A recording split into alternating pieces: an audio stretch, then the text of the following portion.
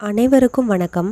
நாம் இந்த வீடியோவில் 4ஆம் வகுப்பு 2ஆம் பருவம் தமிழ் எல்லாரும் இப்படியே இருந்துவிட்டால் அப்படிங்கிற பாடத்தை தான் பார்க்க போகிறோம். இந்த பாடத்தை படிக்கிறதுக்கு முன்னாடி இந்த கதையை சுருக்கமாக சொல்லிடலாம். இயற்கை எழில் கொஞ்சம் ஒரு கிராமத்தில் இளமாறன்னு ஒரு பையன் இருந்தான். அவன் காலையில் எழுந்திரிச்ச உடனே தன்னுடைய தாத்தாவை பார்க்கணுன்னு ஆசைப்பட்டான். வீடு ஃபுல்லாக தேடினா, ஆனால் தாத்தா இல்லை. விடியற் காலையிலேயே அவருக்கு வயலுக்கு போயிருப்பார் அப்படின்னு புரிஞ்சுக்கிட்ட இளமாறன் வயலில் போய் தாத்தாவை பார்க்கணுன்னு ஆசைப்பட்டார். அந்த நேரத்தில் இளமாறா இங்கே வாப்பா அப்படின்னு அவங்க அம்மா கூப்பிட்றாங்க. இதோ வரேம்மா அப்படின்ட்டு இளமாறன் வீட்டுக்குள்ளே போய் அவங்க அம்மா கிட்ட ஏது என்னன்னு கேட்குறான். இளமாறா, இதில் சாப்பாடு இருக்குப்பா, இதை எடுத்துகிட்டு போய் தாத்தா கிட்ட கொடுத்துருப்பா அப்படிங்கிற மாதிரி அவங்க அம்மா சொல்கிறாங்க. அவனும் அந்த சாப்பாடு எடுத்துக்கிட்டு வயலை நோக்கி நடக்க ஆரம்பிக்கிறான். வயலுக்கு நடந்து போகிறப்பவே நிறைய விஷயங்களை அவன் பார்த்து சந்தோஷப்படுறான். கொஞ்ச தூரத்தில் அவங்க தாத்தா வயலில் தனியாக வேலை பார்த்துட்டு இருந்தாங்க. அவங்க தாத்தா இருக்கிறத பார்த்த அந்த இளமாறன் தாத்தா தாத்தா அப்படின்னு சத்தமாக கூப்பிட்டுக்கிட்டே தாத்தாவை நோக்கி என்ன பண்ணுறான், ஓடுறான்.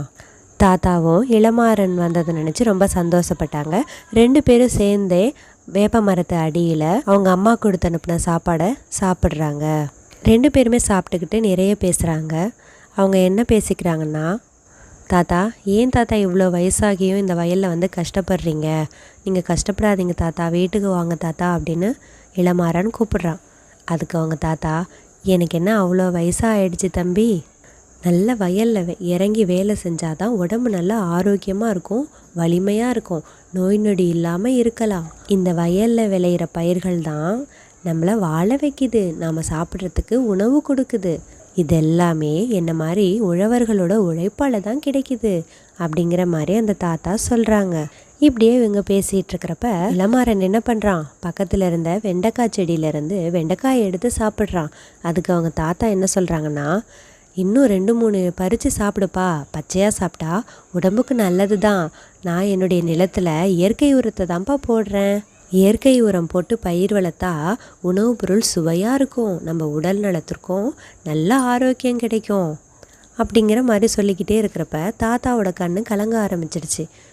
நம்ம இளமாறன் ஏன் தாத்தா அழுவுறீங்க அப்படின்னு கேட்க, அவர் தன்னுடைய மனதில் இருந்த நிறைய கஷ்டங்கள் என்ன பண்ணுறாங்க, அந்த இளமாறன்ட்ட பகிர்ந்துக்கிறாங்க.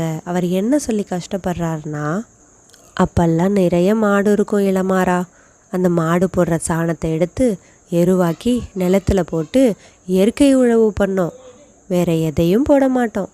தாவரங்களெல்லாம் வெட்டிட்டு வந்து அந்த தலையெல்லாம் பறித்து மண்ணில் போட்டு மக்க வச்சு நாங்கள் விளைச்சல் பண்ணுவோம், நல்ல விளைச்சல் கிடைக்கும். இப்படி இயற்கை விவசாயம் பண்ணி விளைவிக்கிற உணவுப் பொருளால் உடலுக்கு நல்ல சக்தி கிடைக்கும், நோய் எதிர்ப்பு திறனும் அதிகரிக்கும். ஆனால் இப்போல்லாம் இயற்கை உரத்தையே பார்க்க முடியலப்பா. இதை கேட்ட இளமாறன், என்ன தாத்தா இயற்கை உரத்தை பார்க்க முடியலன்னு சொல்கிறீங்க, நம்ம மாமா வீட்டில் மூட்டை மூட்டையாக இருக்கே, அதெல்லாம் இயற்கை உரம் இல்லையா அப்படிங்கிற மாதிரி கேட்குறான். இல்லைப்பா, அதெல்லாம் செயற்கை உரம், அதெல்லாம் மண்ணில் போட்டால் மண்ணோட வளமே கெட்டு போயிடும் அப்படின்னு தாத்தா ரொம்ப வருத்தப்பட்டார். செயற்கை உரங்களை தெளித்தா உழவுக்கு உதவி செய்கிற தேனீ, வனத்துப்பூச்சி, மண்புழு இதெல்லாம் அழிஞ்சு போயிடும்பா, மண்ணும் கெட்டு போயிடும்பா. இதை கேட்ட இளமாறன், செயற்கை உரத்தால் நிலத்துக்கு அவ்வளோ கெடுதலா அப்படின்னு மீண்டும் ஒரு கேள்வி கேட்டான். இதை கேட்ட தாத்தா, செயற்கை உரத்தை பயன்படுத்தி விளைவிக்கிற உணவுப் பொருளை நம்ம சாப்பிட்டா நம்மளுக்கு நோய் எதிர்ப்பு சக்தி குறைஞ்சு போயிடுதுப்பா. உணவில் உயிர் சத்துக்கள் சுத்தமாக இல்லாததுனால நம்ம வெறும் சக்கையை சாப்பிட்ற மாதிரி அந்த உணவுப் பொருள் மாறி போகுது. அப்போல்லாம் வயதானவர்களுக்கு தான் சர்க்கரை நோய் வரும். இப்போ கண்ட உணவுகளை சாப்பிட்றதுனால வயது வித்தியாசம் இல்லாமல் சின்ன குழந்தைங்களுக்கு கூட சர்க்கரை வியாதி வந்துடுதுப்பா. அப்போல்லாம் தண்ணி ரொம்ப சுத்தமானதாக இருக்கும். இப்போனா தண்ணியில் ரொம்ப கெமிக்கல் கலந்து தண்ணியையே வீணாக்கிட்டாங்க. நாம் வயலுக்கு போடுற செயற்கை உரம், பூச்சிக்கொல்லி மருந்து இதெல்லாம் போடுறதுனால மண்ணுக்குள்ளே இந்த பூச்சிக்கொல்லி உரங்கள்லாம் போய் நிலத்தடி நீரோட கலந்து அந்த நிலத்தடி நீருமே கெட்டு போயிடுதுப்பா. பத்தாததுக்கு தொழிற்சாலை கழிவு கூட நிலத்தில் போய் கலந்து நிலத்தடி நீரை மாசுபடுத்திடுது. இதெல்லாம் நடக்கக்கூடாதுன்னா நம்ம பழையபடி இயற்கை உரங்களை பயன்படுத்தி வேளாண்மை செய்யணும்ப்பா. அப்போ தான் நாம் மட்டும் இல்லை எல்லாருமே நல்லா இருப்பாங்க. இதை கேட்ட இளமாறன், நான் நல்லா புரிஞ்சுக்கிட்டேன் தாத்தா, உழவு தான் நம்மளுக்கு ரொம்ப ரொம்ப முக்கியம். விளைச்சல் அதிகமாக இருக்கணுங்காக கண்ட செயற்கை உரத்தையும் பூச்சிக்கொல்லியும் நாம் போடக்கூடாது. உயிரை காக்கணுன்னா உணவுப் பொருள்கள் முக்கியம். அதனால் நம்ம இயற்கை உரத்தை தான் நம்ம பயன்படுத்தணும் அப்படின்னு நான் என்னுடைய ஃப்ரெண்ட்ஸ் கிட்ட நான் சொல்லுவேன். இதை கேட்ட தாத்தா, நல்லதுப்பா நல்லது அப்படின்ட்டு சொல்லி இளமாறனை வீட்டுக்கு அனுப்பி வச்சிட்டாரு. தாத்தா கிட்டேருந்து பாய் பாய் சொல்லிவிட்டு நம்ம இளமாறன் ஆழ்ந்த சிந்தனையோட வீடு திரும்புகிறாங்க. இளமாறன் வீட்டுக்கு வர்றதை பார்த்து அவங்க அப்பா அவங்கிட்ட பேச்சு கொடுக்குறாங்க. என்னாச்சு இளமாறா, ஏன் ஒரு மாதிரியாக இருக்க? நீ வயலுக்கு போயிட்டு வந்ததுனால தான் ஒரு மாதிரியாக இருக்க. வெயிலில் எதுக்கு சுற்றுற? நீ இனிமேல் வயலுக்கு போகாத அப்படிங்கிற மாதிரி என்ன பண்ணுறாங்க சொல்கிறாங்க. இதை கேட்ட நம்ம இளமாறன், எல்லாரும் இப்படியே நினச்சிட்டா என்னப்பா ஆகிறது? எல்லாருமே வயல் வேலைக்கு போகாமல் வீட்டிலே இருந்துட்டாங்கன்னா நமக்கு எப்படிப்பா உணவு கிடைக்கும்? நம்ம என்ன பணத்தையா சாப்பிட முடியும்? அப்படிங்கிற மாதிரி அவங்க அப்பாவை எதிர்த்து என்ன பண்ணுறான், கேள்வி கேட்டான். இதை புரிஞ்சுக்கிட்ட அவங்க அப்பா இளமாறனோட பேச்சில் வெளிப்பட்ட உண்மை அவர் மனசு குத்துற மாதிரி இருந்ததுனால அவர் அப்பாவும் இப்போ வயலில் போய் வேலை செய்ய ஆரம்பிச்சிட்டாங்க. இதுதான் இந்த கதை. இந்த கதையை நம்ம இப்போ டீப்பாக படித்து பார்க்கலாம் வாங்க குழந்தைகளே. மாமரத்தில் இருந்த கிளிகள் கீச் கீச் என குரல் எழுப்பி அங்கும் இங்கும் பறந்து கொண்டிருந்தன. அருகில் இருந்த வைக்கல் போரின் மீது சேவலொன்று மெதுவாக நடைபயின்று கொண்டிருந்தது. தோட்டத்தில் துள்ளி குதித்து கொண்டிருந்த கன்றை கண்டு பசு மா என குரல் எழுப்பியது. இவற்றையெல்லாம் தன் வீட்டின் மாடியிலிருந்து பார்த்து கொண்டிருந்த இளமாறன் தன் தாத்தாவை தேடி கீழே இறங்கி வந்தான். தாத்தாவை காணாததால் அவர் விடியற்காலையிலேயே வயலுக்கு சென்றிருப்பார் என எண்ணினார். என்ன மாணவர்களே, காலை பொழுதுனாலே இனிமையான பறவைகளுடைய சத்தம் கேட்கும். அதுவே நம்ம வீட்டு பக்கத்தில் ஒரு மாமரம் இருந்தால் அந்த மாம்பழத்தை சாப்பிட எத்தனை கிளிகள் நம்ம வீட்டுக்கு வரும். அவைகளெல்லாம் கீச் கீச் அப்படின்னு சத்தம் போடுற ஒலியை கேட்குறப்பவே மனத்துக்கு ரொம்ப இனிமையாக இருக்கும். இதையெல்லாம் தன்னுடைய வீட்டு மாடியிலேருந்து கேட்குறான் இளமாறன். பறவைகளுடைய கீச் கீச் சத்தம், பசு தன்னோட கன்றை மா அப்படின்னு கூப்பிடுற சத்தம், சேவல் வைக்கப்போல் மேலே நடக்கிறது, இதையெல்லாம் பார்த்து சந்தோஷப்பட்ட இளமாறன் மாடியிலேருந்து கீழே இறங்கி தன்னுடைய தாத்தாவை தான் முதல்ல தேடுறான். அங்கே எங்கேயும் தேடி பார்த்தா தாத்தாவை காணோம். தாத்தா விடியற் காலையிலேயே சீக்கிரமாக எழுந்திரிச்சு வயலுக்கு வேலைக்கு போயிருப்பாங்க அப்படின்னு இளமாறன் முடிவு பண்ணிட்டான். சரி, நம்ம வயலில் போய் நம்ம தாத்தாவை பார்த்தணுன்னு நினச்சிட்டு இருந்தான். அந்த நேரத்தில் தான் அப்போது இளமாறா இங்கே வாப்பா என்ற அம்மாவின் குரல் சமையலறையிலிருந்து ஒலித்தது. இதோ வரேம்மா என்றவாறே இளமாறன் வீட்டிற்குள் விரைந்து ஓடினான். அம்மா கூப்பிட்ட உடனே இளமாறன் அவங்க அம்மா கிட்ட போய் என்ன ஏதுன்னு கேட்க ஆரம்பிச்சிட்டான். தாத்தாவிற்கு சாப்பாடு கொடுத்து விட்டு வாப்பா என்று கூறிய அம்மாவிடம் சரிம்மா என்ற இளமாறன் அம்மாவிடமிருந்து உணவை பெற்றுக்கொண்டு வயலை நோக்கி சென்றான். சரிம்மா, தாத்தா கிட்ட சாப்பாடு கொடுத்துட்றேன், கொடுங்கம்மா அப்படின்ட்டு அந்த சாப்பாடை வாங்கிட்டு போய் அவங்க தாத்தா கிட்ட கொடுக்கறதுக்காக வயல் எங்கே இருக்குன்னு பார்த்து அதோட திசையை பார்த்து நடக்க ஆரம்பிச்சிட்டான். வயலுக்கு செல்லும் வழியில் பூத்திருந்த அழகிய பூக்கள் அவனை பார்த்து சிரிப்பதைப் போலிருந்தன. தன் கைகளால் அவற்றை மெல்ல வருடியபடியே சென்றான் இளமாறன். அந்த பூந்தோட்டத்தை தாண்டியதும் அடக்கத்துடன் தலை சாய்த்து கற்றிருந்த சான்றோர் போல குனிந்து நிற்கும் நெல்மணிகளை கண்டான். வயல் வரப்பை தாண்டாமல் தேங்கி நிற்கும் நீரை கண்டு மகிழ்ந்தான். கால்வாயில் பள்ளம் பார்த்து பாய்ந்தோடும் தண்ணீரில் தன் கால்களை நனைத்தும் கைகளால் அலைந்தும் விளையாடினான். அப்போது எழுந்த ஒலியை கேட்டு அருகிலிருந்த வயலிலிருந்து நண்டுகள் எட்டி பார்த்தன. அவை தம் கொடுக்குகளை மேலும் கீழுமாக அசைத்து நகர்வதை பார்த்து வியப்படைந்தான். மாணவர்களே, நீங்கள் வீட்டில் இருந்து பள்ளிக்கூடத்துக்கு நடந்து போனீங்கன்னா சும்மா போவீங்களா? இல்லை, அங்கே என்ன நடக்குது, ஆடு என்ன பண்ணுது, மாடு என்ன பண்ணுது, அவங்க என்ன பண்ணுறாங்க, ரோட்டில் ஏதாவது வண்டி நின்னா வண்டிக்குள்ளே என்ன இருக்குது, இதை போல் நிறைய விஷயங்களை பார்த்து ரசிச்சுட்டு நின்று பார்த்துட்டு தான் வருவீங்க. அதே போல் தான் இளமாறனும் வயலுக்கு போகிறப்ப வழியில் அழகாக பூத்திருந்த மலர்களை பார்த்து சிரிச்சிட்டு போனான். தன்னோட கையால் லேசாக வருடிட்டு போனான். வயலில் நெல் தலை சாய்ந்துக்கிட்டு இருக்கிறத அவனும் தலையை சாய்ச்சி பார்த்துட்டு போனான். தேங்கி நிற்கிற நீரை பார்த்தான். கால்வாயில் பாய்ந்தோடுற நீரை பார்த்து காலை நினச்சிக்கிட்டான். தன் கையால் என்ன பண்ணுறான், அதை அசைத்து பார்க்குறான். அந்த சத்தத்தை கேட்டு வெளியில் வந்த நண்டுகள் எட்டி பார்த்துச்சான். அந்த எட்டி பார்க்குறப்ப கொடுக்குகளை மேலும் கீழுமா அசைஞ்சிக்கிட்டு நகர்ந்துச்சான். இது எல்லாத்தையும் பார்த்து ஜாலியாக ரசிச்சுக்கிட்டே வரான் நம்ம இளமாறன். சற்று தொலைவில் தாத்தா வயலில் தனியாக வேலை பார்த்து கொண்டிருப்பதை கண்டான். தாத்தா தாத்தா என்று அழைத்தவாறே அவர் அருகில் சென்றான். தாத்தாவை அவனுக்கு மிகவும் பிடிக்கும். இளமாறனின் குரல் கேட்டதும் தாத்தா திரும்பி பார்த்தார். பார்த்து வாப்பா என்று சொல்லிக்கொண்டே அவன் அருகே சென்றான் தாத்தா. ஓடி வந்து தன்னை கட்டி கொண்ட பேரனை உச்சி மோந்து தூக்கி மகிழ்ந்தார். அவர் கொண்டு வந்த உணவை பெற்றுக்கொண்டார். இளமாறன் வயலுக்கு வந்துட்டான். தாத்தாவை பார்த்துட்டான். தாத்தா தாத்தான்னு கூப்பிட்டு ஓடி போய் என்ன பண்ணுறான், தாத்தாவை கட்டி பிடிக்கிறாரு. இதை பார்த்த தாத்தாவுக்கு ரொம்ப சந்தோஷமாக இருக்குது. அவங்க 2 பேரும் இப்போ என்ன பண்ணுறாங்கன்னு பார்க்கலாம். அருகில் இருந்த வேப்ப மரத்தின் நிழலில் தாத்தாவும் பேரனும் அமர்ந்தனர். தாத்தா தன் கையாலேயே பேரனுக்கு உணவூட்டி மகிழ்ந்தார். உணவை சாப்பிட்டு கொண்டே இளமாறன் அவரிடம் பேசத் தொடங்கினார். தாத்தாவும் இளமாறனும் பக்கத்தில் இருந்த வேப்ப மரத்தில் நிழலில் உட்காந்துக்கிட்டு சாப்பிட ஆரம்பிச்சிட்டாங்க. தாத்தா தன்னோட கையாலேயே இளமாறனுக்கு என்ன பண்ணுறாங்க, ஆசையாக ஊட்டி விடுறாங்க. 2 பேரும் சாப்பிட்டுக்கிட்டே நிறைய பேசுகிறாங்க. அவங்க என்ன பேசுகிறாங்கன்னு வாங்க படித்து பார்க்கலாம். தாத்தா, நீங்கள் ஏன் இவ்வளவு வயதாகியும் நிலத்தில் வேலை செஞ்சு துன்பப்படுறீங்க? செல்லக்குட்டி, எனக்கு அவ்வளவு வயசாயிடுச்சு. இங்கே பாருப்பா, இந்த வயலில் வேலை செஞ்சு தான் என் உடம்பு இன்னும் வலிமையாக இருக்குது. நான் இதுவரைக்கும் நோய் நொடின்னு படுத்ததில்லை. கண்ணு, இந்த வயலு தான் நமக்கு சொத்து. இந்த மண்ணில் விளையிற பயிர்கள் தான் நம்மை வாழ வைக்குது.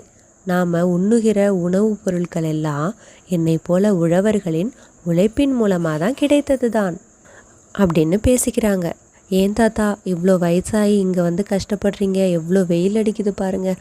அதுவும் வயலில் நீங்கள் மட்டும் தனியாக இருக்கீங்க. நீங்கள் வேணாம் தாத்தா, நீங்கள் வீட்டுக்கு வந்துடுங்க அப்படிங்கிற மாதிரி சொல்கிறத கேட்ட அந்த தாத்தா என்ன பதில் சொல்கிறாங்கன்னா, இந்த வயசில் கூட நான் இவ்வளோ வலிமையாக இருக்கிறேன்னா இந்த வயலில் வேலை செஞ்சது தான்ப்பா காரணம். எனக்கு இது வரைக்கும் எந்த நோய் நொடியுமே வந்தது கிடையாது. இந்த மண் தான் நமக்கு சொத்து. இந்த மண் இருக்கிறதுனால தான் பயிர்களை நம்மளால் விளைவிக்க முடியுது. நாம் சாப்பிட்ற சாப்பாடெல்லாம் உழவர்களோட உழைப்பால் தான் நம்மளுக்கு கிடைச்சிருக்கு அப்படின்னு பதில் கொடுக்குறாரு. நெல், கம்பு, கேழ்வரகு, உளுந்து, துவரம்பருப்பு, எண்ணெய் வித்துக்கள், காய்கள், பழங்கள், இன்னும் நிறைய சொல்லிக்கொண்டே போகலாம். அத்தனையும் விளைவிப்பது நாங்கள் தான். அதனால் இந்த நிலத்தை தான் நாம் தெய்வமாக வணங்கணும். செல்லக்குட்டி, இந்த நிலத்தை ஒரு நாள் பார்க்கலனாலும் எனக்கு தூக்கமே வராதுப்பா. அது மட்டுமா, இந்த நிலத்தில் விளையிற விளைச்சல் எல்லாம் நமக்கு மட்டும் பயன்படுதுன்னு நினைக்கிறியா? அதுதான் இல்லை. நம்ம தேவைக்கு போக விளைந்ததை பிறருக்கு கொடுக்கும்போது கிடைக்கிற மகிழ்ச்சி இருக்கு பாரு, அதுக்கு ஈடினையே இல்லைப்பா. ஆமாம் தாத்தா, சரியாத்தான் சொல்கிறீங்க.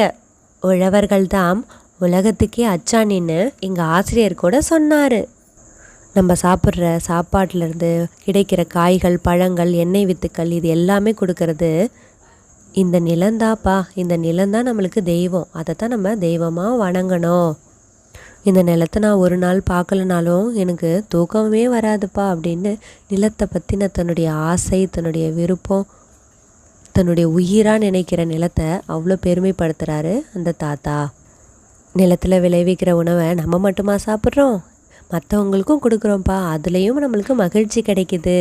இதெல்லாம் சொல்கிற கேட்ட இளமாறன், உண்மைதான் தாத்தா, உழவர்கள் தான் உலகத்துக்கே அச்சாணின்னு எங்கள் ஆசிரியர் கூட சொல்லியிருக்காங்கன்னு சொன்னான். தாத்தாவிடம் பேசிக்கொண்டே அருகில் இருந்த வெண்டை செடியிலிருந்து ஒரு வெண்டைக்காயை பறித்தான் இளமாறன்.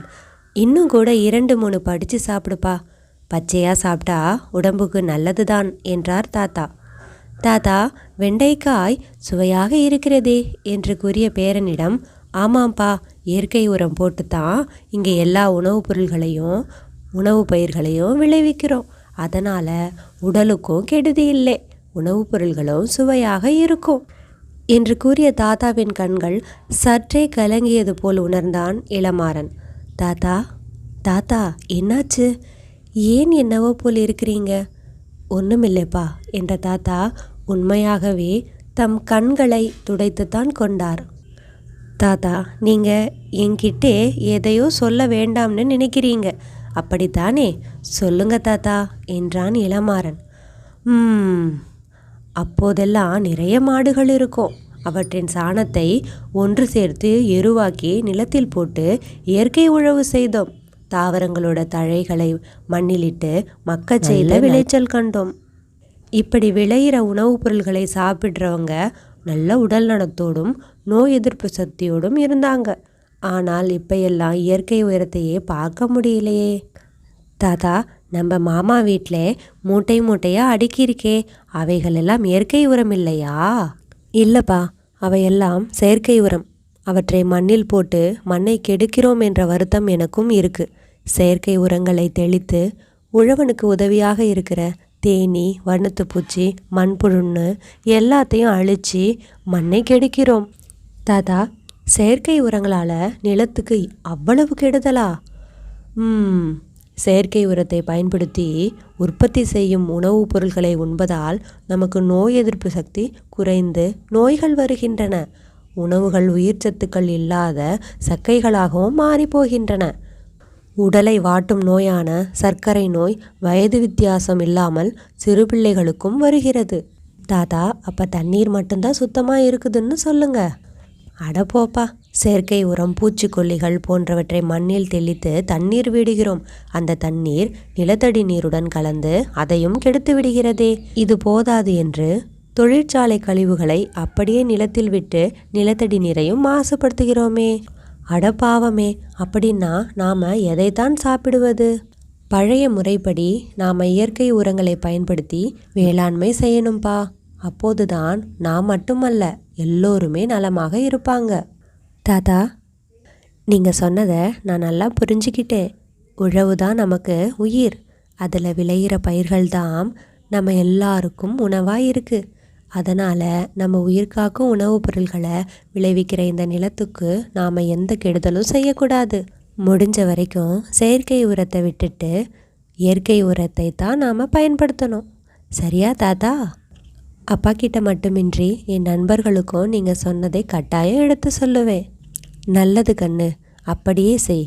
எல்லாருக்கும் நன்மையை தர்ற ஒரு செய்தியை சொன்னால் யாரும் ஏற்றுக்கொள்ளாமலா போவாங்க? மெதுவாக புரிஞ்சுக்குவாங்க. சரி கண்ணு, உச்சி வெயில் வர்றதுக்குள்ளே நீ வீட்டுக்கு போய் சேருப்பா. தாத்தாவிடம் விடை பெற்று ஆழ்ந்த சிந்தனையோடு வீடு திரும்பினான் இளமாறன். வீட்டிற்குள் நுழைந்ததும் யாரிடமும் பேசாமல் அமைதியாக தன் அறைக்கு சென்றான். அப்போது அங்கு வந்த அவனுடைய அப்பா, இளமாறா, என்னாச்சு? ஏன் ஒரு மாதிரியா இருக்கே? ஓ, வயலுக்கு போயிட்டு வந்தியா? இந்த வெயில் உனக்கு ஒத்துக்கலையோ?